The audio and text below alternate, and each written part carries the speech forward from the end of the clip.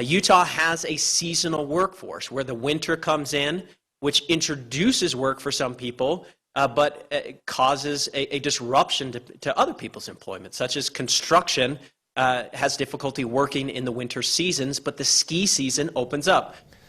The state says even though it's a little early to determine if this is what's causing the increase, Utah historically sees an uptick in unemployment during the winter. Well, amid the COVID-19 pandemic and a dangerous toxic algal bloom at Zion National Park, rangers and staff are facing yet another challenge, an unprecedented amount of graffiti on trails. ABC4 Southern Utah correspondent Katie Corrales reports.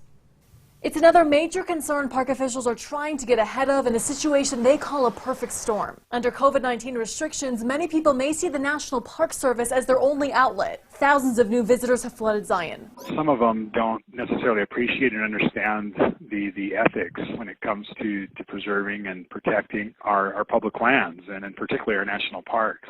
Park rangers have noticed the graffiti for miles along some of the park's most popular trails in Zion Canyon, including the Narrows. Park rangers have not been patrolling the Virgin River as often as normal to avoid exposure to the toxic algae bloom discovered in early July. Park officials say this vandalism will not only ruin the experience for future visitors, but becomes contagious. A few people begin carving their name into the rock formations, and it grows exponentially, as others presume this kind of behavior is acceptable, and staff and dozens of volunteers must work to remove the damage.